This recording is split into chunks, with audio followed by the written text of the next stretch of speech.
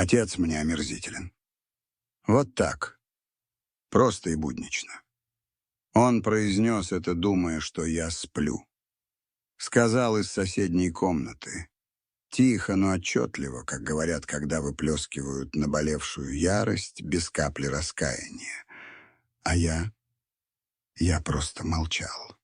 Не издал ни звука, даже не вздохнул. Только крепче зажмурил глаза. Эта фраза ранила меня сильнее любой болезни. Больнее любого удара, который когда-либо наносила мне жизнь, потому что это отвращение исходило от моего собственного сына. Меня зовут Геннадий. Мне 78 лет, и история, которую вы сейчас услышите, не из приятных, но она правдива от первого до последнего слова. Я родился в небольшой деревне под Воронежем. С малых лет работал, не покладая рук. Сначала на земле, а потом, когда мне едва исполнилось 14, таскал тачки с цементом на стройке, так и стал мужчиной. После долгих лет тяжелого труда мне удалось открыть небольшую фирму по продаже стройматериалов. Со временем она превратилась во что-то достойное. Ничего роскошного, конечно, но этого хватало, чтобы вырастить 2 детей, оплатить им частную школу, дать крышу над головой, еду. Я даже возил их в отпуск в такие места, о которых в детстве и мечтать не смел. Я был им и отцом, и матерью, потому что их мама рано ушла, оставив меня с 5-летним мальчиком и 3-летней дочерью на руках. Я никогда не жаловался. Никогда. Они были моим двигателем, моей верой. Я готовил, стирал, водил их к врачу, в школу, на футбольную секцию, на школьные утренники. Работал от зари до зари, но все равно находил в себе силы, чтобы почитать им сказку на ночь. И делал это с радостью. Не потому, что был должен, а потому, что любил их всем сердцем, всей душой. И вот теперь, почти 40 лет спустя, я слышу от него эти слова. «Отец мне омерзителен». В ту ночь я не смог уснуть. Лежал, глядя в потолок, словно призрак, с ледяной пустотой в груди, а в голове эхом отдавались его жестокие слова. Я не знал, плакать мне или смеяться над тем, каким же я был глупцом, каким слепцом. Теперь все встало на свои места. Его нетерпеливые взгляды, тяжелые вздохи, когда я что-то рассказывал, саркастические замечания за семейным ужином. Я просто не хотел этого видеть. Я цеплялся за образ того маленького мальчика, который обнимал меня своими короткими ручонками, с ладошками, перепачканными в грязи, и говорил: «Папочка, не уходи». Каждый раз, когда я отправлялся на работу. Но того мальчика больше не существовало. Остался лишь холодный, неблагодарный и жестокий мужчина. На следующий день я встал, как обычно. Заварил чай, нарезал хлеб с колбасой, поставил на стол и стал ждать, когда он выйдет из своей комнаты. Увидев меня, он поздоровался с обычным выражением лица, будто ничего не произошло. «Как спалось, пап?» «Хорошо, сынок. Очень хорошо». Я предложил ему чаю без тени обиды в голосе, потому что уже знал, что должен делать. Не прямо сейчас, но внутри меня что-то сломалось. Или, вернее, что-то пробудилось. Весь день его слова не выходили у меня из головы. Я осмотрелся в зеркало и спрашивал себя: неужели это я? Обуза, помеха, старик, вызывающий отвращение. Я вспоминал все те разы, когда отказывал себе в новой одежде, чтобы оплатить ему очередной курс. Все те ночи, что я спал в гостиной, когда он приезжал с женой, чтобы у них было личное пространство. Вспомнил день, когда переписал на него машину, не попросив ничего взамен. И тот раз, когда вытащил его из долгов перед налоговой, продав часть своей земли. Все это хранилось в моем сердце, как глубокие шрамы. И после всего этого я вызываю у него омерзение. Я ничего не сказал ни в тот день, не в ту ночь. Снова лег спать в тишине, но на этот раз я не чувствовал себя побежденным. Я ощущал покой, какой бывает, когда, наконец, принимаешь горькую правду. А когда человек принимает правду, он начинает действовать. Но без скандалов, без криков, без хлопанья дверьми. Потому что когда отец понимает, что сын его больше не любит, он не вымаливает любовь. Он подбирает с пола остатки своего достоинства, прячет гордость в карман и уходит. Я пока не расскажу вам, что именно я сделал, но уверяю вас в одном. Я не остался там. Я не стал ждать, что он изменится. Не пошел искать утешения. Не стал просить объяснений. Я просто наблюдал и делал пометки в своей душе. На третий день, когда он работал из столовой за своим ноутбуком, я проходил мимо и услышал, как он с кем-то разговаривает по телефону. Да, отец все еще здесь. Все тот же. Старый, медлительный. Не знаю, я больше не хочу с ним жить. Это как держать в доме старый, но дышащий предмет мебели. И он усмехнулся. Тихий, издевательский смешок. Я вышел в сад и сел на скамейку. Один. Я смотрел на дом. Этот большой, красивый дом, который я построил с таким трудом. Дом был полностью оформлен на меня, да, полностью мой. И тогда меня охватила глубокая тишина. Но не тишина печали. Нет.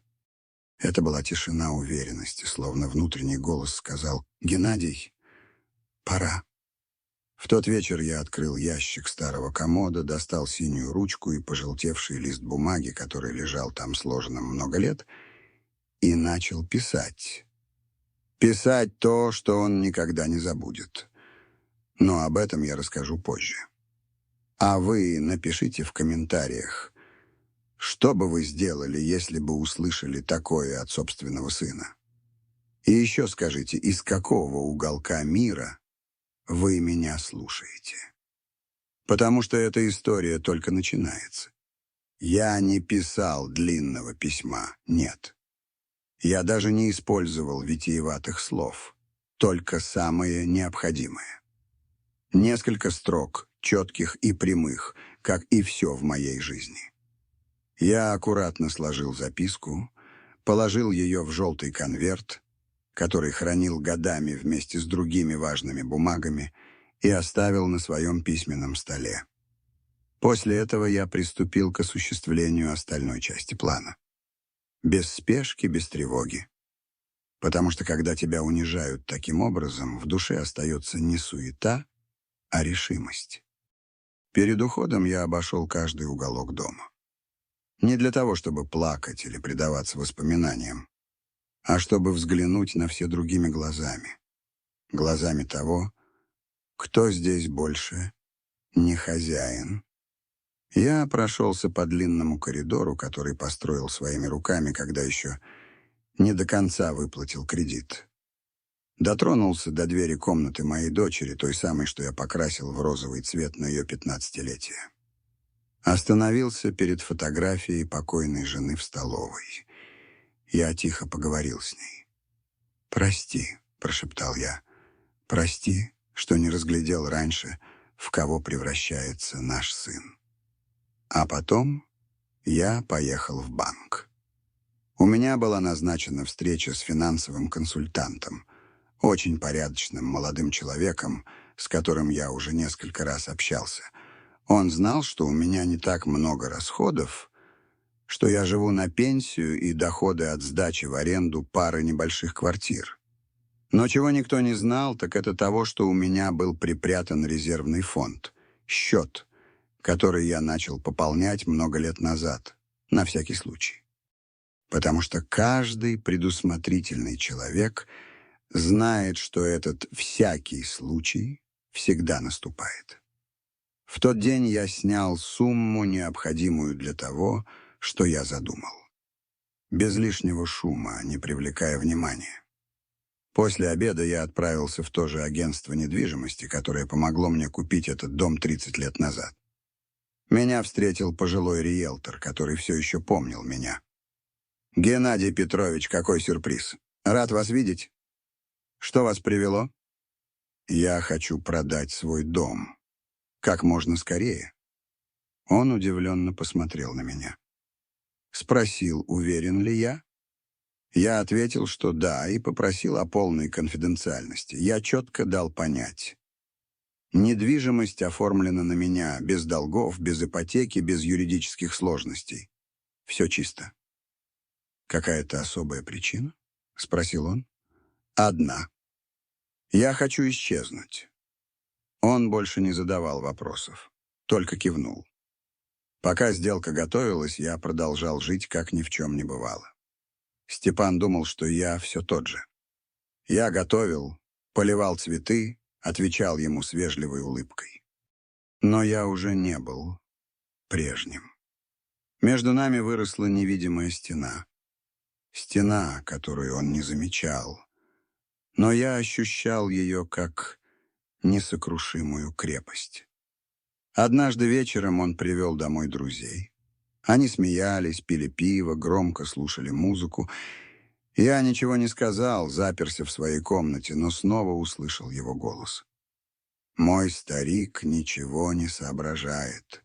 Он уже в своем мире». Другой ему ответил. «Зато живет как король, а? Дом? Просто дворец». И Степан расхохотался. «Конечно. Пока жив, пусть пользуется. Потом все это будет моим».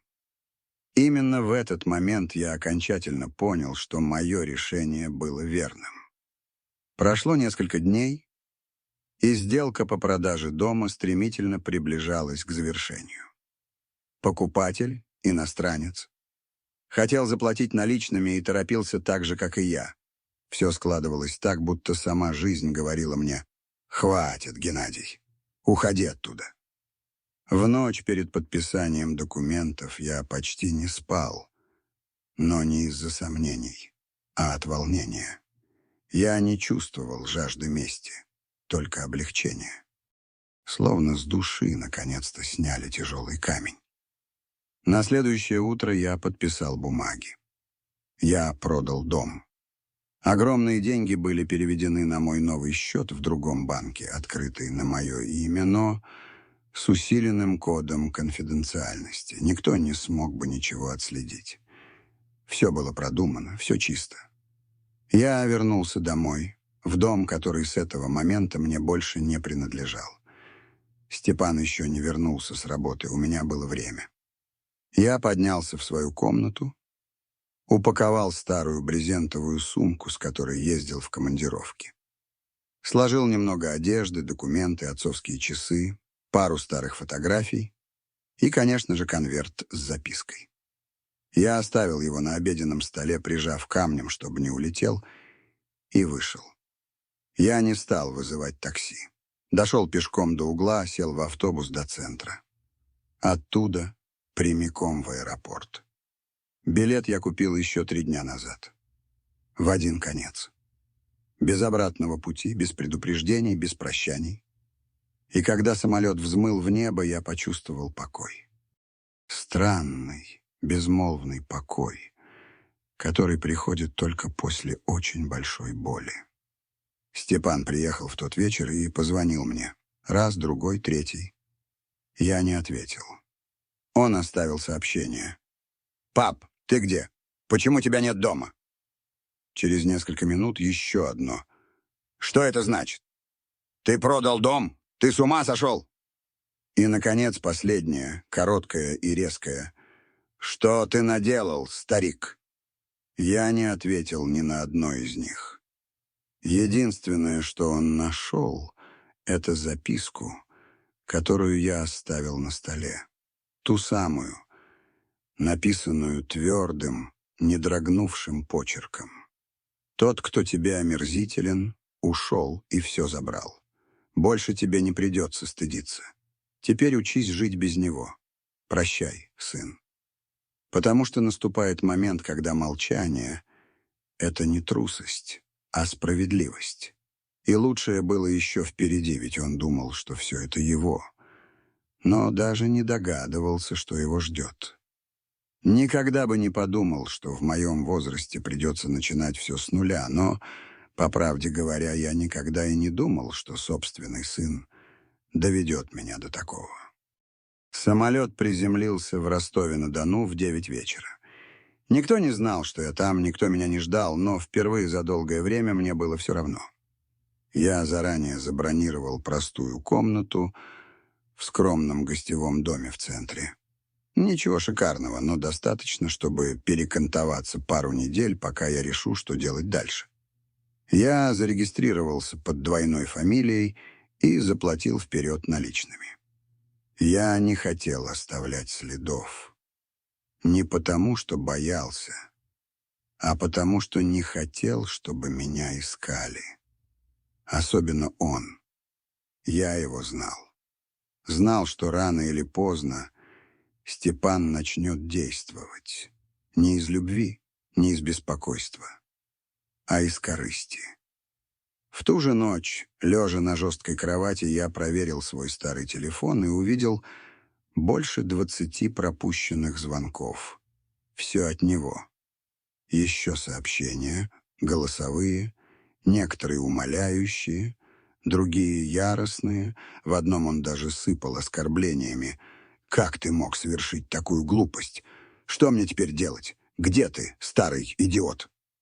Я выключил телефон, завернул его в тряпку и убрал на дно сумки.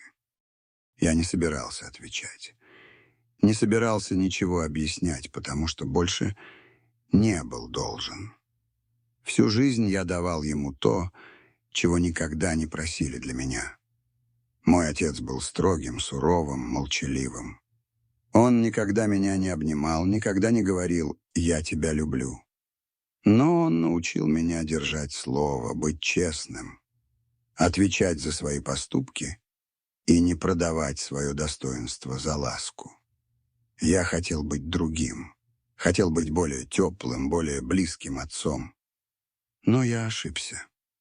Я спутал любовь с гиперопекой, а доброту со слабостью. И он привык к отцу, который всегда рядом, который всегда говорит «да», который никогда ничего не требует. Привык до такой степени, что почувствовал право меня презирать. Первые дни в новом городе были странными. Я просыпался рано, как обычно, и бесцельно бродил по улицам. Наблюдал за прохожими, за уличными торговцами, за детьми, идущими из школы, и думал, сколько из них тоже были брошены своими детьми. Сколько таких же стариков, как я, бродят по свету в одиночестве, с разбитым сердцем, делая вид, что им не больно. Я покупал кофе в киоске на углу, садился на скамейку в сквере и смотрел, как жизнь идет своим чередом, будто ничего не случилось, будто моя история не имеет значения. Но я-то знал, что имеет. Может, не для всего мира, но для меня. Однажды я разговорился с одним пожилым мужчиной, Виктором, который тоже жил в этом гостевом доме. Мы сели на лавочке во дворе.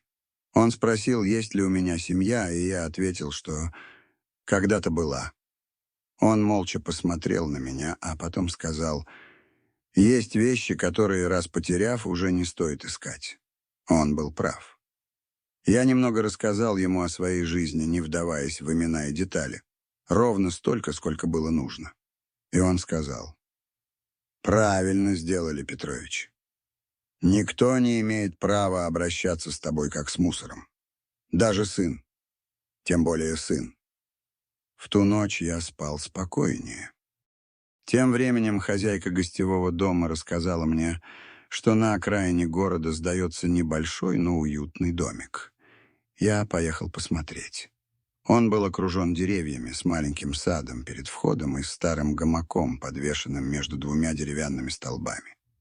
Мне понравилось.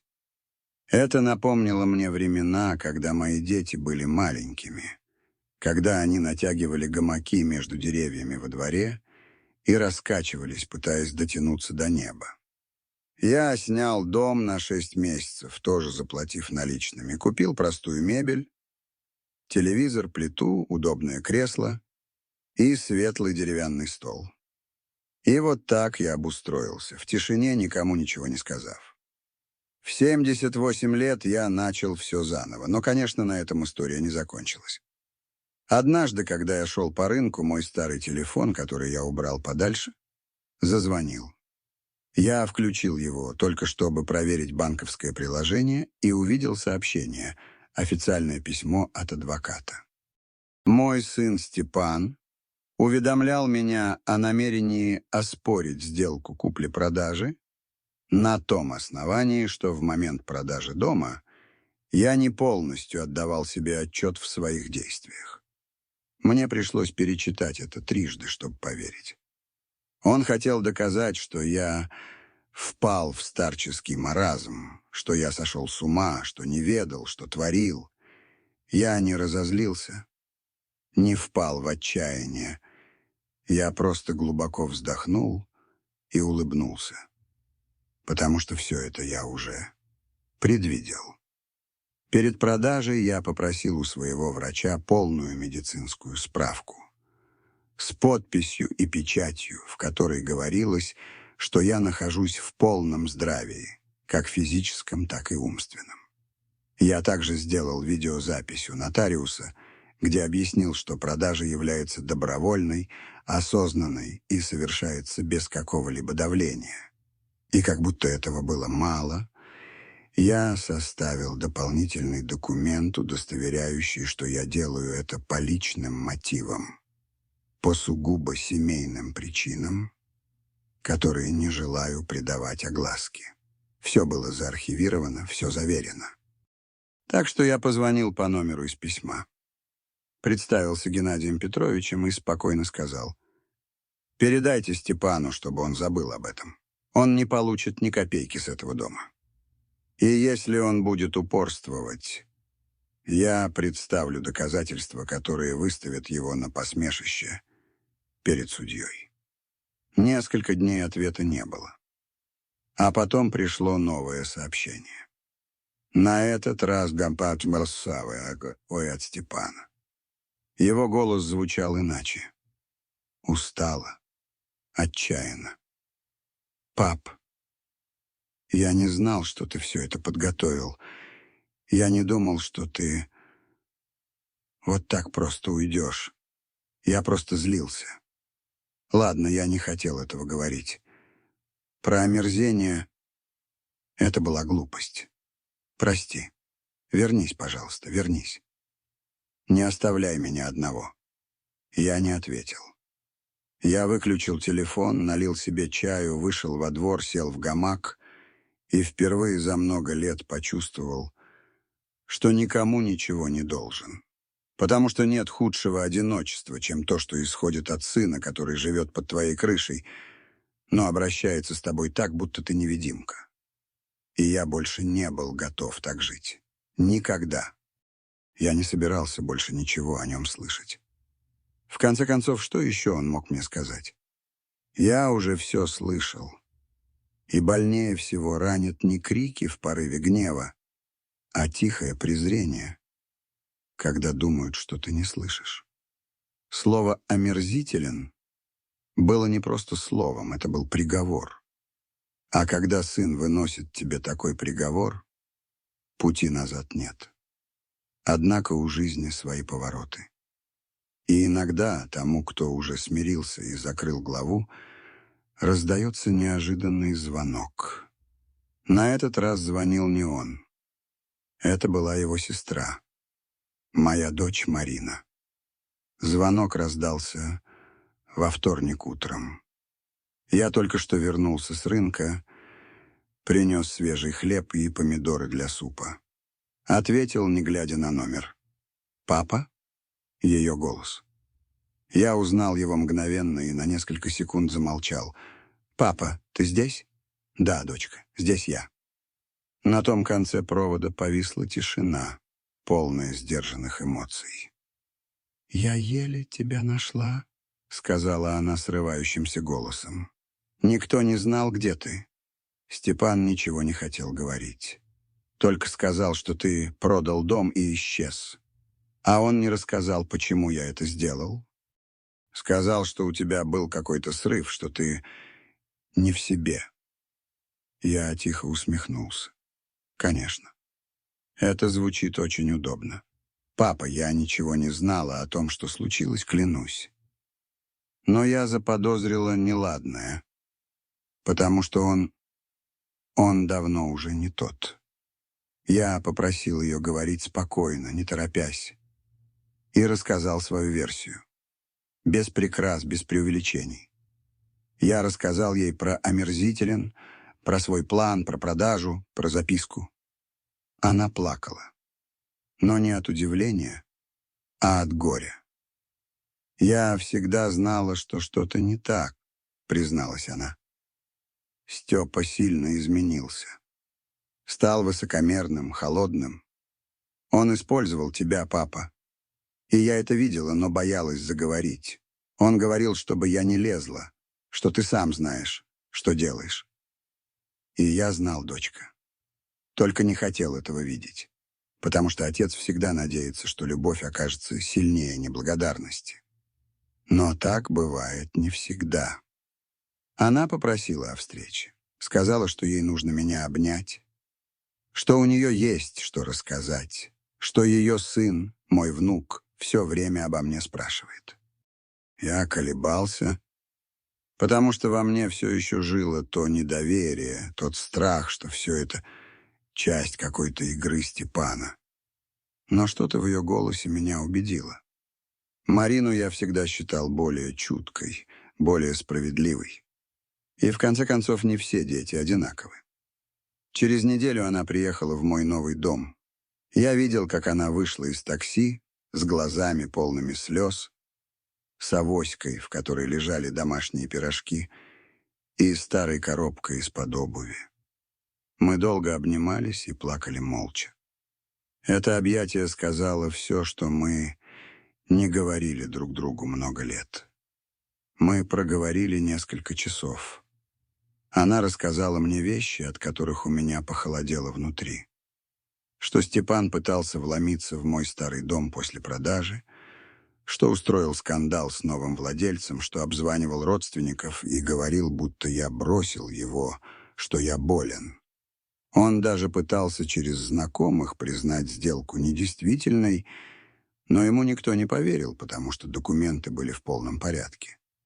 И потому что, в конечном счете, время все расставляет по своим местам. Марина спросила, думаю ли я возвращаться. Я сказал, что нет. Что эта новая жизнь, хоть и более скромная, дала мне то, что я потерял много лет назад. Покой. Что я не скучаю ни по шуму, ни по телевизору на полной громкости, ни по саркастическим комментариям за ужином. Что я предпочитаю пение птиц по утрам и тишину по ночам. Она посмотрела на меня с такой нежностью, что у меня перехватило дыхание. «Папа, можно я буду приезжать чаще?» «Всегда, дочка. Эта дверь для тебя всегда будет открыта». В тот вечер, когда она уехала, я сел в гамак с чашкой чая. Я смотрел на закат и думал, сколько таких же, как я, мужчин были вынуждены начать все сначала после целой жизни, отданной другим. Сколько отцов списывают со счетов, как старую мебель. Общество аплодирует нам, когда мы работаем и обеспечиваем, но когда мы стареем, оно хочет, чтобы мы сидели тихо. И когда сын говорит «отец мне омерзителен», на самом деле он говорит «он мне больше не нужен». Но именно в этот момент нужно отвечать. Не ненавистью, не криками, а достоинством. Твердыми шагами. Решениями, которые учат без слов. И этот урок Степан только начинал усваивать, оглушенный собственным эхом. Потому что слова, сказанные шепотом, иногда гремят всю жизнь. А моя жизнь только-только нашла правильную громкость. После того визита Марины дни обрели другой вкус. Это не было счастьем. Нет, не буду преувеличивать. Но это было похоже на тихое умиротворение, как бывает, когда после нескольких недель дождя наконец-то выглядывает чистое небо. Она приезжала ко мне каждую субботу. Привозила еду, приготовленную своими руками, помогала по дому, подметала двор, слушала меня, не перебивая. И самое прекрасное, она привозила моего внука Мишу, 8-летнего мальчика, который одним своим взглядом возвращал мне то, что я считал утерянным навсегда, искреннюю нежность. Когда Миша приехал в первый раз, он робко подошел ко мне с мечом в руках и спросил: «Ты мой дедушка, Геннадий?» Я сглотнул ком в горле. «Да, внучек, это я». «А почему ты не жил с нами?» «Мама говорила, что ты в отъезде». Я посмотрел на него и осторожно подобрал слова. Иногда взрослым тоже нужно найти свое место. «Тебе здесь нравится?» Он кивнул и, ничего больше не говоря, крепко обнял меня. Без объяснений, без осуждения. Это объятие стало лекарством для моей души. Шли недели, и моя жизнь вошла в новую колею. По понедельникам я убирал в доме. По вторникам ходил на рынок. По средам гулял в парке с Виктором. По четвергам писал в тетрадь, куда начал записывать свои воспоминания. По пятницам готовил что-нибудь особенное, а по субботам ждал Марину и Мишу с распростертыми объятиями. По воскресеньям она никогда не приезжала. Говорила, что Степан всегда требовал ее присутствия в этот день. Ирония, не правда ли? Теперь он требовал внимания после того, как отвернулся от меня, как от старого пса. Но не думайте, что он сидел сложа руки. Нет, его эго этого бы не позволило. После того, как юридический путь для него был закрыт, он не смог ни оспорить сделку, ни доказать мою недееспособность благодаря документам, которые я оставил. Он стал искать другие способы меня очернить. Он звонил дальним родственникам, рассказывая, что я оставил его на улице, что сошел с ума, что мне нужна помощь. Некоторые писали мне с беспокойством, другие-то с осуждением, скрытым за ласковыми словами, но я не отвечал никому, потому что на том этапе я уже не был должен давать объяснения. Не собирался вымаливать понимание. Однажды пришло письмо, написанное от руки, без обратного адреса. Я сразу узнал почерк. Письмо Степана было коротким и холодным. В нем говорилось: «Не знаю, чего ты добился всем этим. Ты только разрушил семью. Ты отнял у меня то, что принадлежало мне по праву. Надеюсь, ты доволен. Я не держу на тебя зла, но время расставит все по своим местам. Прощай, отец». Я перечитал письмо трижды. Не от волнения, а от недоверия. Нигде не было слова «прости».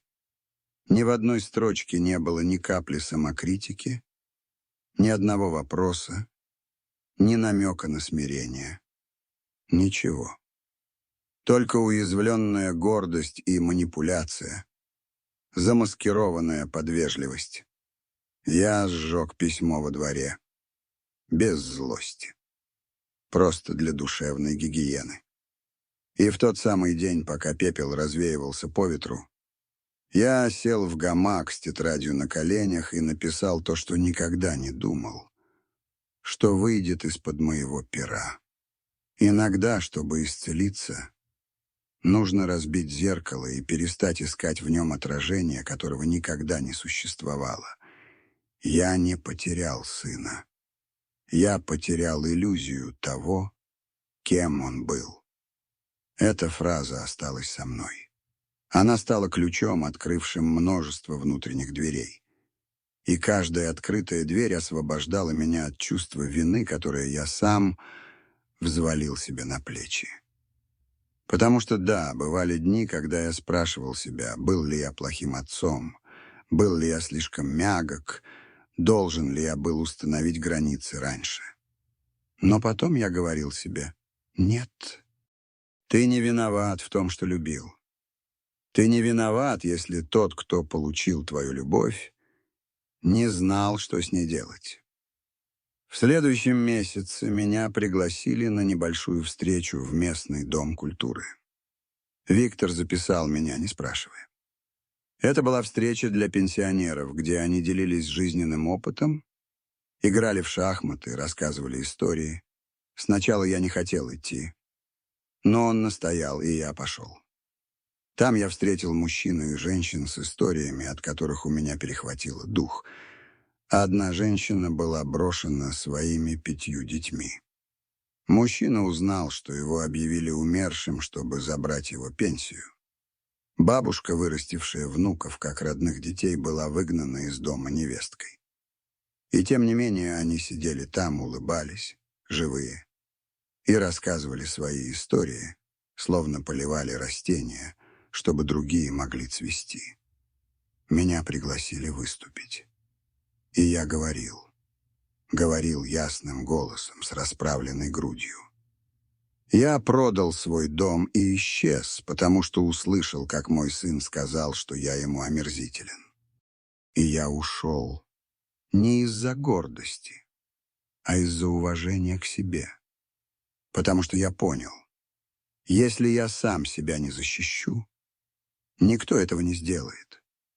И любовь отца не должна использоваться как оправдание для жестокости сына. Наступила тишина. Затем раздались аплодисменты. А на выходе меня обняла женщина со слезами на глазах. «Спасибо вам, Геннадий Петрович. Вы сказали то, что многие из нас чувствуют, но не осмеливаются произнести». В тот вечер я шел домой с легким сердцем, глядя на звездное небо, как будто в первый раз. Потому что я понял кое-что очень важное. Моя история не была уникальной. И хотя это было больно, это же помогло мне почувствовать себя менее одиноким. Это был не единичный случай. Я был частью поколения, которое отдало все и во многих случаях было забыто. Но я также был частью новой волны. Волны запоздалого достоинства, молчаливой справедливости, отцов и матерей, которые сказали «хватит». Придя домой, я нашел под дверью записку от Марины. В ней говорилось, что Миша что-то нарисовал для меня. Это был лист бумаги с рисунком, сделанным цветными карандашами. Мы с ним сидим в гамаке и пьем чай. А внизу детским почерком было выведено: «Мой дедушка больше не грустит». И это была правда. Может, у меня и остались шрамы, но грусти больше не было. Потому что я наконец-то снова стал хозяином своей собственной жизни и не собирался ее отпускать. Никогда. Я никогда не был человеком роскоши. Мне никогда не нужна была самая новая машина или самая дорогая обувь. Моим главным богатством всегда было видеть, как мои дети растут в достоинстве, с горячей едой на столе и крышей, которая не протекает. Мне этого хватало. Но когда доживаешь до определенных лет, понимаешь, что есть вещи, которые не купишь ни за какие деньги мира. Уважение, благодарность, искренний взгляд ребенка и тихий покой ночи без чувства вины. Этот покой я наконец-то нашел в этом простом домике в Ростове. В окружении людей, которые меня не судили, которые ничего мне не были должны, а значит и не использовали меня. Марина приезжала все чаще, и Миша уже знал мой распорядок. Он знал, что по вторникам я готовлю суп с лапшой, по четвергам убираю во дворе, а по субботам его ждет лимонное печенье, которое он обожает. Мы много смеялись, играли в карты. Он рассказывал мне о школе, о своих друзьях, о том, как его прозвали внуком мудреца, когда он рассказывал обо мне. И это наполняло меня гордостью. Потому что, хотя Степан отвернулся от меня, Миша возвращал мне веру. В одну из пятниц Марина приехала более серьезной, чем обычно. Она села на кухне, пока я заваривал чай, и понизила голос. «Папа, мне нужно тебе кое-что рассказать, но не хочу, чтобы ты злился. Говори, дочка». У Степана все плохо. Очень плохо. Я замер, с ложкой в руке. В каком смысле? Его уволили с работы. Кажется, у него были проблемы с коллегами. А потом была проверка, и нашли какие-то странные махинации. Он все отрицает, но дела у него неважные. Он в отчаянии. Я ничего не сказал. Просто налил ей чаю и сел напротив. «И что, по-твоему, я должен делать?» «Ничего, папа, я просто хотела, чтобы ты знал. Он не просил меня приезжать. Он даже не знает, что я здесь.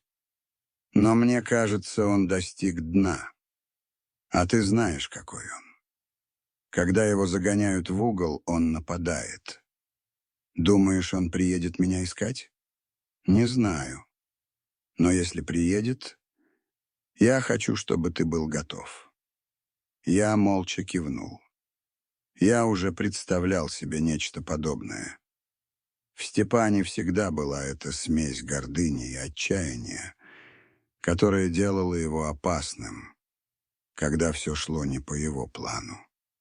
Он думал, что мир ему чем-то обязан, будто все, что у него было, досталось ему по праву, а не благодаря чужим усилиям. А я больше не был готов его поддерживать. В ту ночь я почти не спал. Сидел в кресле во дворе под звездами и думал о жизни. О том, как отдаешь все детям, а иногда в итоге бежишь от них. О том, что любви недостаточно, если нет уважения. И о том, что, как бы больно ни было, нужно признать, не все дети заслуживают одинакового места в сердце. Одни его завоевывают, другие теряют. 2 дня спустя случилось то, чего боялась Марина. Было 6 часов вечера. Я только что вернулся из центра, где покупал гвозди, чтобы починить расшатавшуюся доску на крыльце. Повернув за угол, я увидел его. Степан сидел на бордюре, уронив голову на руки.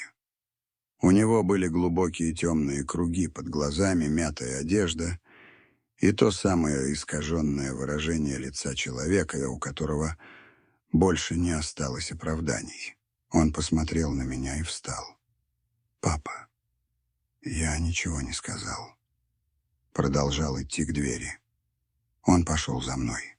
«Папа, пожалуйста, просто выслушай меня». «Слушать что?» «Очередную лекцию о том, что я тебе что-то должен». «Нет, не в этот раз. Тогда говори». Он стоял, тяжело дыша. Его глаза были красными.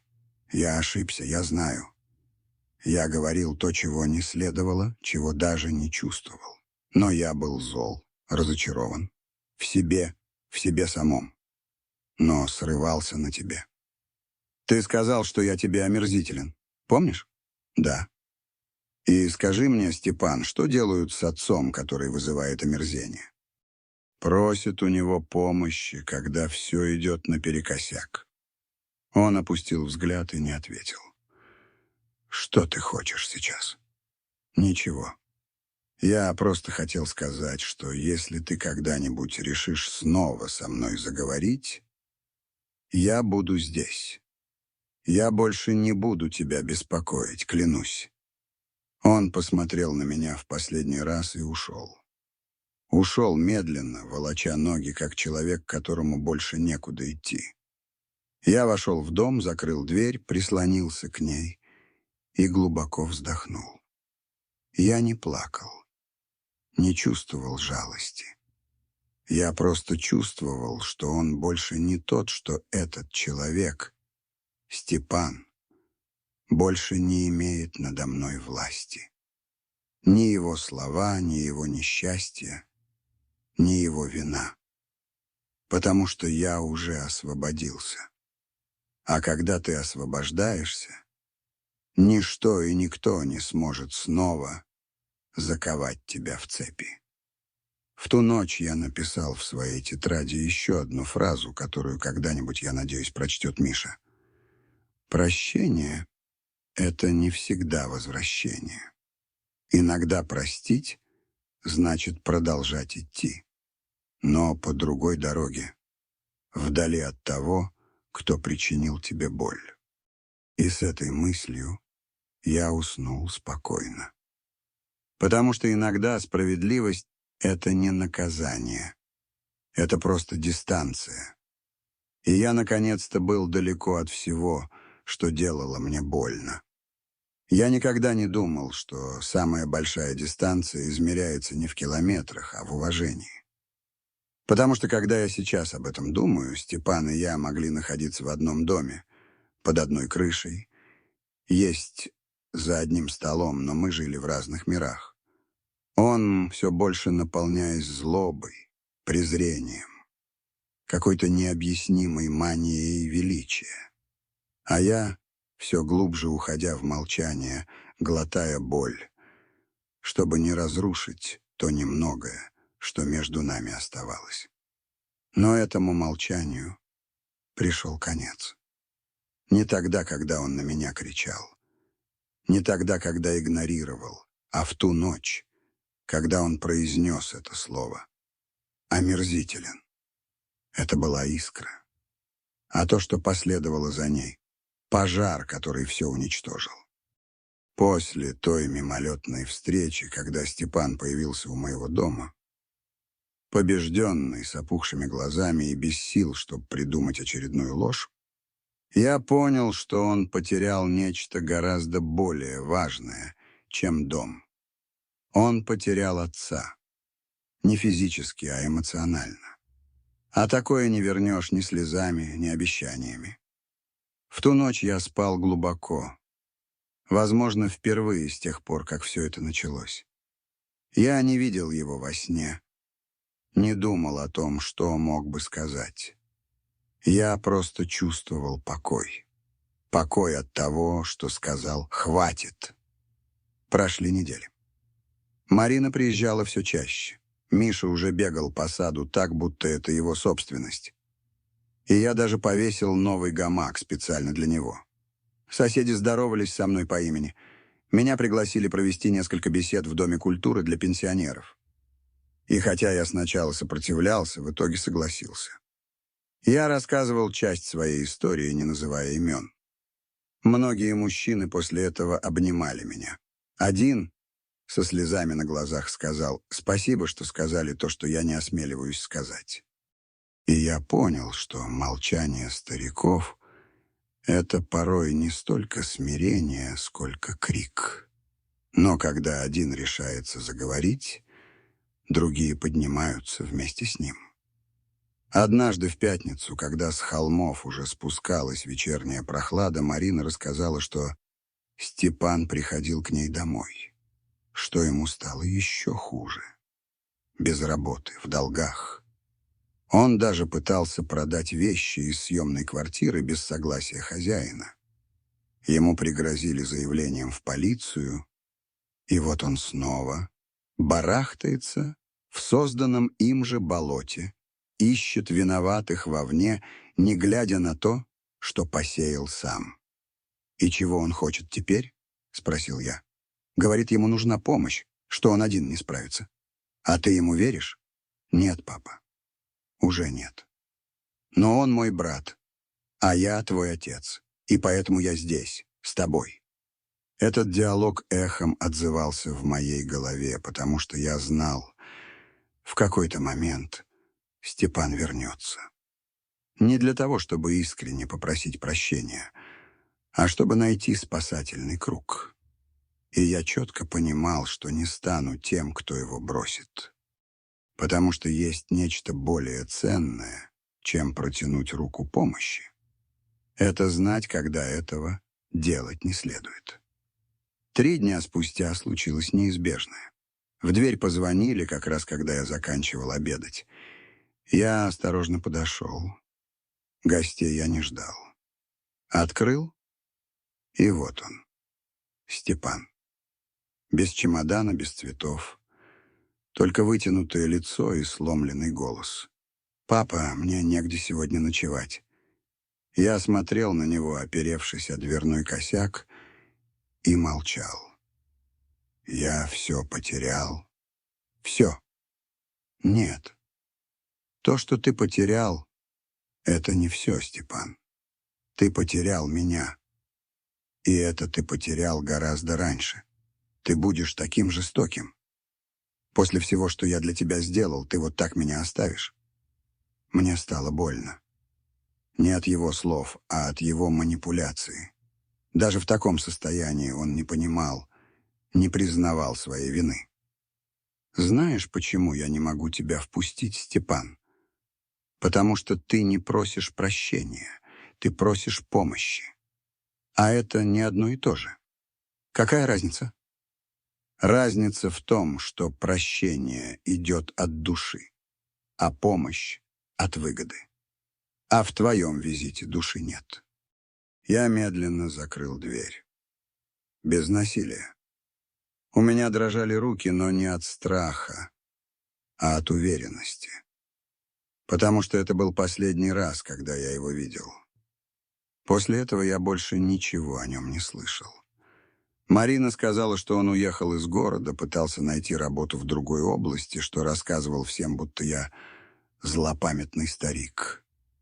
Мне было все равно. Я не хотел больше ничего знать. Я сосредоточился на себе, на Мише, на солнечных субботах, на завтраках с творожной запеканкой, на книгах, которые годами откладывал. Я начал писать мемуары. Не для того, чтобы их опубликовать, а чтобы оставить их внуку. Чтобы однажды, когда он вырастет, он знал, кем был его дед, что он сделал, чего не позволил, что защищал с достоинством.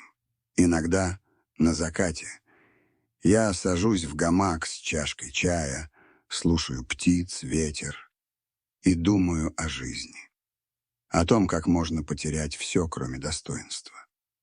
И это, хоть многие и не понимают, единственное, что делает нас по-настоящему свободными. Я не знаю, что будет со Степаном. Я не желаю ему зла, но и не жду его возвращения. Потому что я усвоил, не все связи можно спасти. Некоторые нужно отпустить, чтобы не утонуть вместе с ними. И я, наконец, перестал тонуть, потому что выбрал плыть к берегу. Один, но в мире с собой. Есть такой вид одиночества, который не причиняет боли. Одиночество, избранное добровольно, которое рождается не из чувства покинутости, а из чувства собственного достоинства. Именно его я и выбрал. Не для того, чтобы наказать кого-то или выставить себя жертвой, а чтобы уважать себя. Потому что после целой жизни, отданной другим, наступает день, когда ты должен что-то дать и себе. Тишину, покой, дистанцию. И с того момента, как я принял это решение, мир будто наконец-то убавил громкость. Словно весь шум, который преследовал меня, презрение, унижение, манипуляции, остался за дверью, которую я больше не собирался открывать. Мои дни были просты. Я просыпался рано, готовил себе чай, подметал в саду и садился в гамак смотреть, как встает солнце.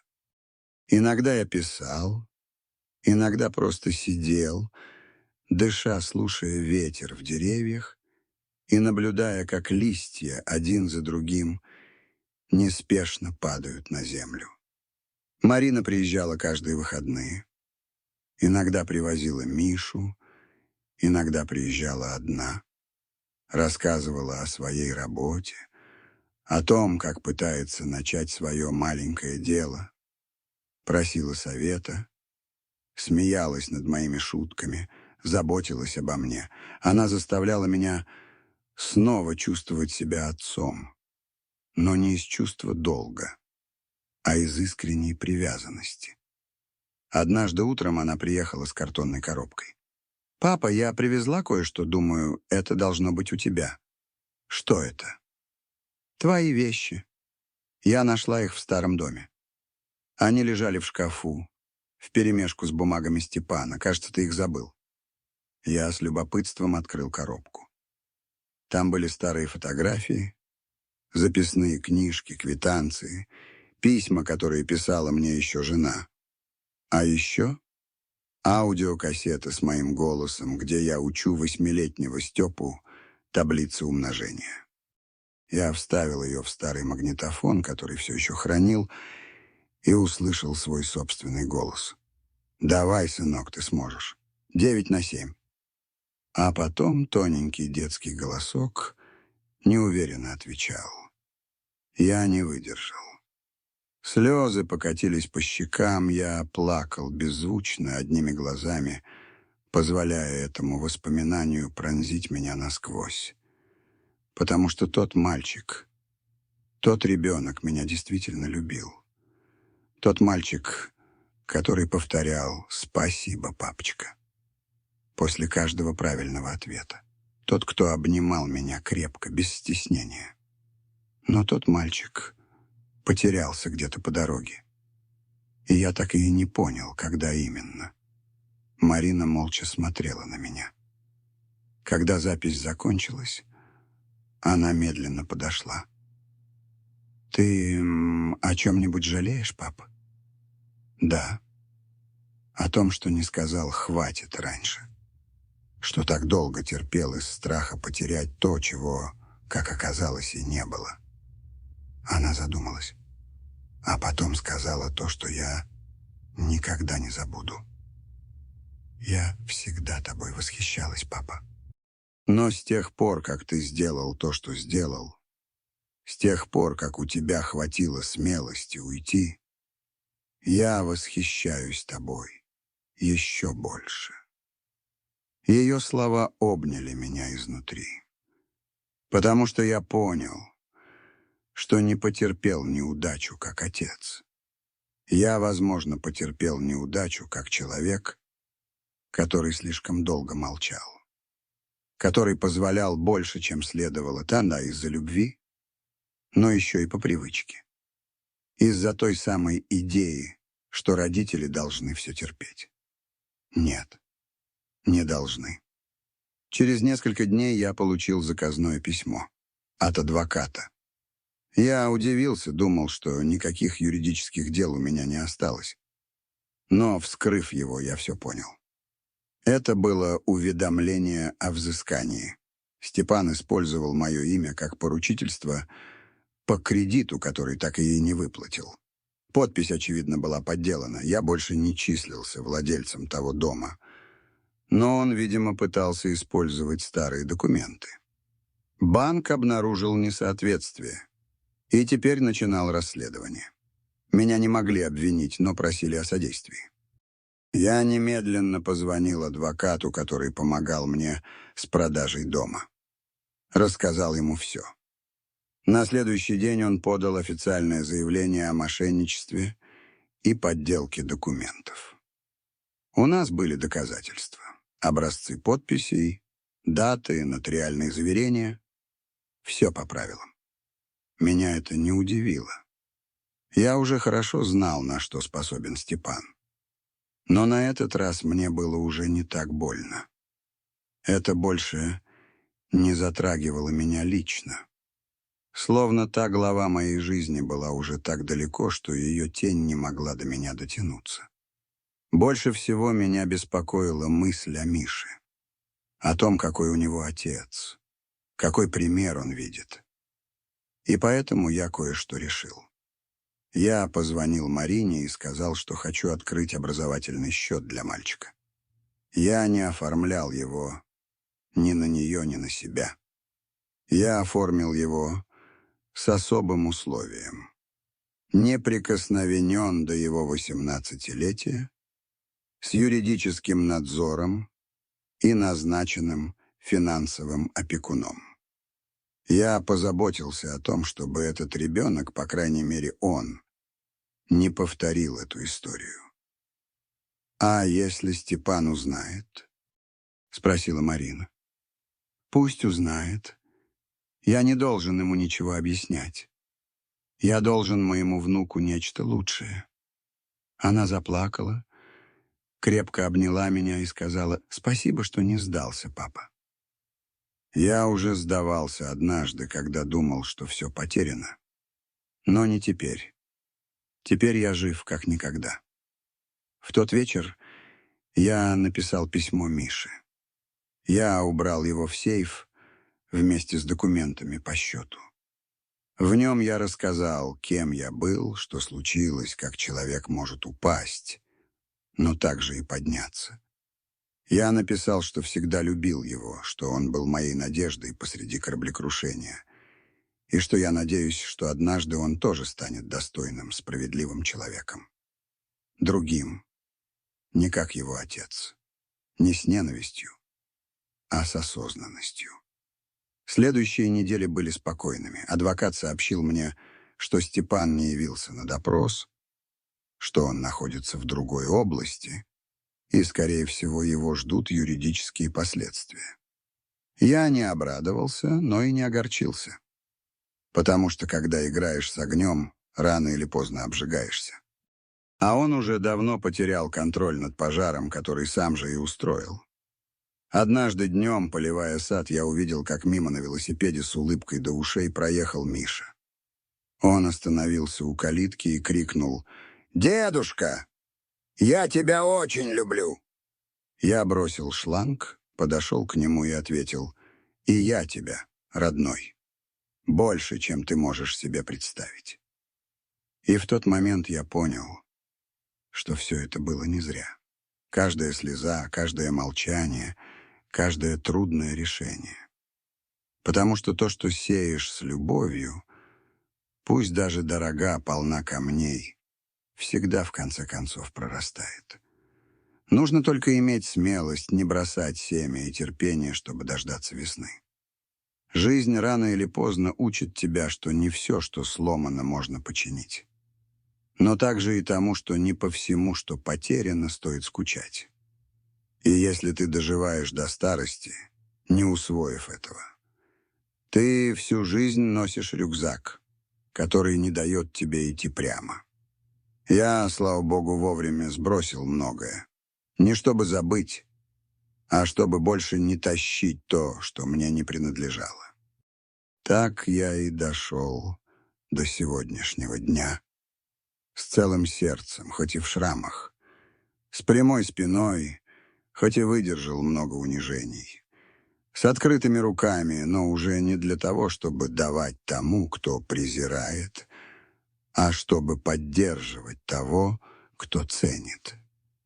Прошло 2 года с того дня, как я услышал от Степана, что я ему омерзителен.